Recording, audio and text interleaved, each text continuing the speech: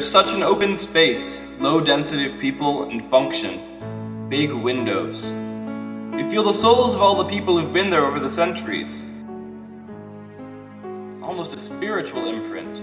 Everything was about industry and productivity, imposing the human vision on nature. Flushing Avenue was marshland. It was this giant geographical canvas, a template created for building ships on the marsh.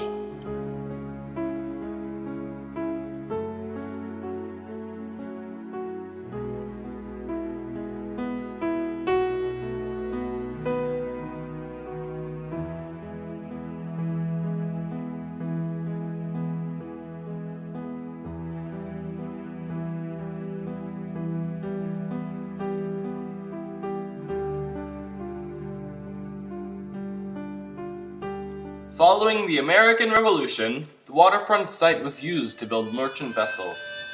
The yard built Robert Fulton's steam frigate, Fulton, the year of Fulton's death in 1815.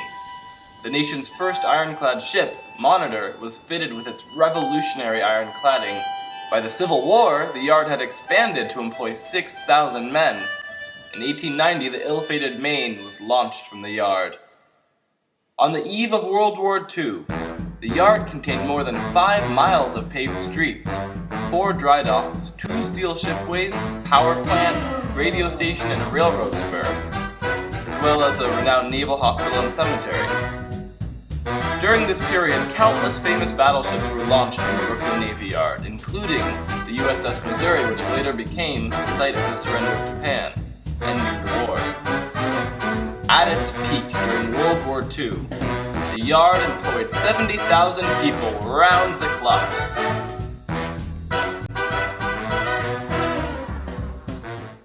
I graduated from Packer, and I was a member of the Brooklyn Junior League. And the Brooklyn Junior League went to the Admiral's house to entertain the officers, the Navy officers. So that's my first visit, and it was a beautiful home and very elegant. And there were, I guess, Philippine gentlemen. It was very gracious.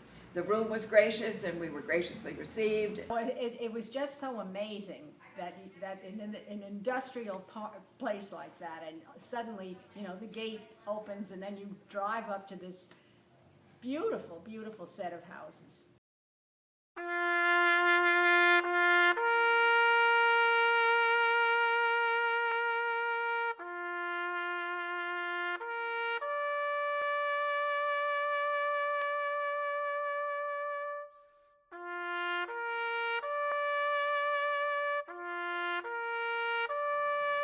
The big buildings are cathedrals. You can see the light coming in from above and dust floating. A cathedral is such a big space.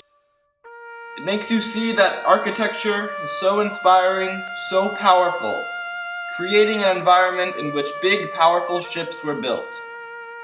Today, these empty warehouses, like blank canvases, are inspiring new design, industry, and innovation. Once again, the yard now employs 6,000 workers. 2, 3, 4. History repeats itself.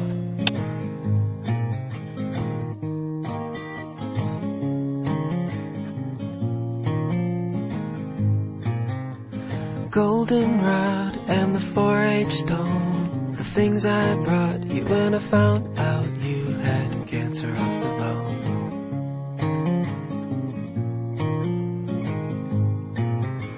Your father cried on the telephone, and he drove his car into the Navy Yard just to prove that he was sorry.